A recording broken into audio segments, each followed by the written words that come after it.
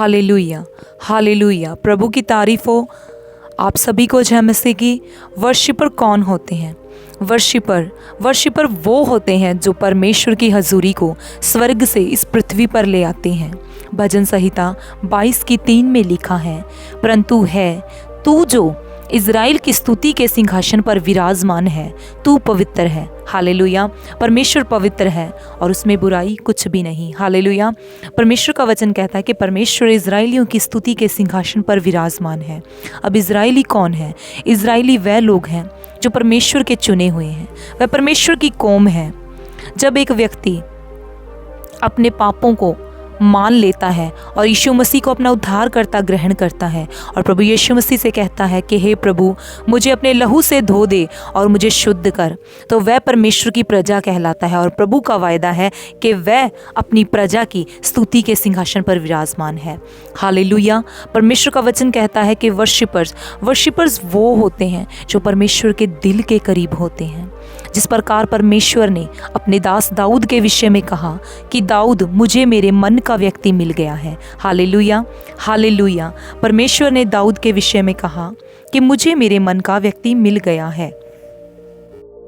जब आराधना की जाती है तो परमेश्वर का अभिषेक रिलीज होता है। जब परमेश्वर का अभिषेक आता है तो हम वचन में देखेंगे, यशाया की पुस्तक 10 अध्याय उसका 27 वचन, उस समय ऐसा होगा कि उसका बोझ तेरे कंधे पर से, उसका जुआ तेरी गर्दन पर से उठा लिया जाएगा और अभिषेक के कारण वह जुआ तोड़ डाला जाएगा। आमीन, आमीन। परमेश्वर का अभिषेक है जो हमारे जुओं को, हमारे बंधनों को तोड़ने की सामर्थ्य रखता है। आराधना आज़ादी को लेकर आती है। आराधना हर वह बंधन, हर वह जुआ जो शैतानी है, यीशु मसीह के नाम में वह टूट जाता है। आराधना छुटकारे को लेकर आती है। वह छुटकारा कई प्रकार का हो सकता है, जैसे एक बीमार के लिए उसकी चंगाई, एक रोगी के लिए उसकी चंगाई, और एक पागल के लिए, एक डिप्रेशन से पीड़ित व्यक्ति के लिए उसकी आज़ादी। जो नाउमीदी में जी रहे हैं, जिनके लिए कोई आस ही नहीं, जिन्हें डॉक्टरों ने भी जवाब दे दिया है, उनके लिए उम्मीद। अंधेरे में जो बैठे हैं उनके लिए रोशनी। उदास नाउमीदों के लिए एक आनंद और एक उम्मीद। परमेश्वर हमें संपूर्ण रीति से छुटकारा देते हैं। हालेलुया। शैतान तरह तरह के प्रलोभन वर्शिपर्स की लाइफ में लेकर आता है। वो चाहता है कि अपनी पवित्रताई को खो दे, क्योंकि वचन कहता है कि पवित्रताई के बिना परमेश्वर को प्रसन्न करना अनहोना है। हमें एक आराधक को ये जरूरी है कि वह पवित्रताई से परमेश्वर की आराधना करें। जेलस करना, विरोध करना, निंदा करना, ये सब चीज़ें एक आराधक को ख़त्म करती है। हाँ, वो गाने के लिए गा रहा है, वो अपने में गा रहा है और लोगों के सामने गा रहा है, पर वह परमेश्वर तक उसकी आराधना नहीं जाएगी। इसलिए आराधक को, उसके लिए सबसे ज़्यादा ज़रूरी है कि वह पवित्रताई से परमेश्वर की आराधना करे, पवित्रताई से प्रभु को पुकारे। हालेलुया। क्योंकि आराधना एक बहुत ही विशेष नियम है।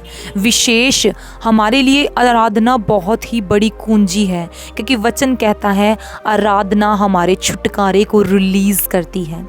आराधना ही हमें परमेश्वर के लिए तैयार करती है। आराधना ही हमें आत्मा में परिपूर्ण होने में मदद करती है। आराधना ही हमें अपने डिलीवरेंस लेने में मदद करती है। आराधना ही, जब हम अपने दिल को खोलते हैं और परमेश्वर की तारीफ करते हैं, परमेश्वर की प्रशंसा करते हैं, तो प्रभु का आत्मा हमारे लिए, हमारे उन आशीषों के दरवाजे को जो शैतान ने बंद कर दी है, उसे खोलता है। हम अपनी आशीषों को पाते हैं। आराधना ही है जो हमारी बंद समझों को खोल देती है। जब हम परमेश्वर की हजूरी में परमेश्वर की आराधना करते हैं, क्या आपने कभी ये चीज़ सोची है कि जब आराधना हो रही होती है तो लोग रोते हैं, चिल्लाते हैं? क्या कोई इंसान किसी को रवा सकता है? कोई इंसान किसी को कह सकता है कि तू उछल परमेश्वर की हजूरी में? ये केवल परमेश्वर के आत्मा के बहाव में होता है। जब हम अपने हाथों को उठाते हैं, परमेश्वर को धन्य कहते हैं, तो परमेश्वर का जलाल जाहिर होता है। और जब वह जलाल जाहिर होता है तो जकड़े आज़ाद होते हैं, रोगी शिफा पाते हैं, असंभव कार्य संभव होते हैं। परमेश्वर की आराधना ही है जो हमें परमेश्वर के लिए खोल देता है। हम परमेश्वर की जिंदा प्रेजेंस को आराधना के द्वारा ही महसूस कर सकते हैं। आराधना एक चुनौती है। यशाया की पुस्तक 14 की 12 अध्याय है, भोर के चमकने वाले तारे, तू क्यों कर आकाश से गिर पड़ा है? तू जो जाति जाति को हरा देता था, तू कब कैसे काट कर भूमि पर गिराया गया है?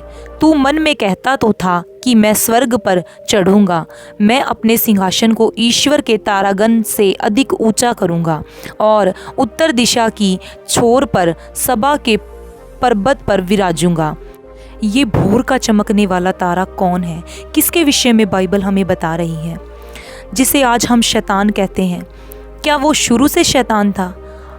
परमेश्वर का वचन कहता है जिसे आज हम शैतान कहते हैं, वो एक टाइम स्वर्ग में स्वर्गदूत था।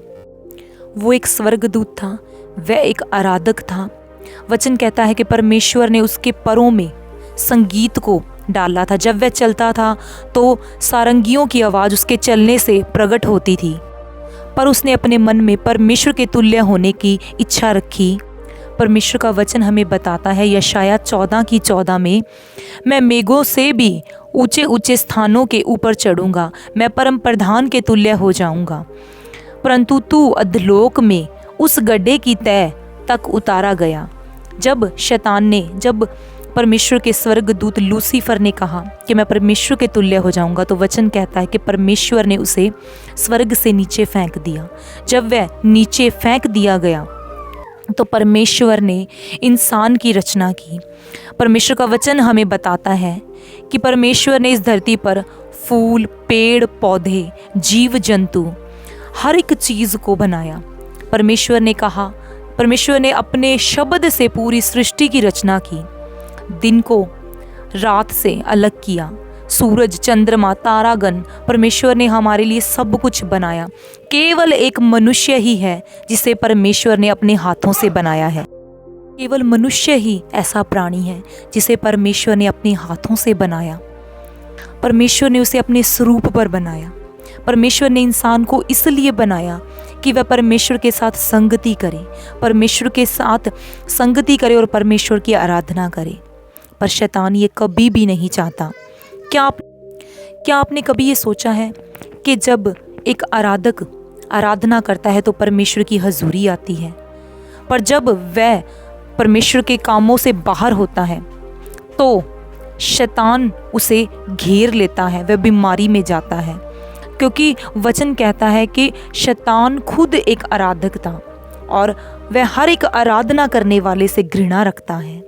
वह नहीं चाहता कि उसका स्थान कोई पाए, वह नहीं चाहता कि परमेश्वर की आराधना कोई करे। क्योंकि वचन हमें बताता है, मत्ती की पुस्तक में हम पढ़ते हैं कि शैतान तरह तरह के प्रलोभन प्रभु यीशु मसीह के सामने लेकर आए कि एक बार अगर तू मेरे सामने झुक जाए। वह चाहता है कि परमेश्वर की नहीं, शैतान की आराधना की जाए। वह चाहता है कि लोग आज उसकी आराधना करें। पर जब हम परमेश्वर की आराधना करते हैं, यह शैतान के लिए एक शर्मिंदगी का कारण है। वह घृणा करता है।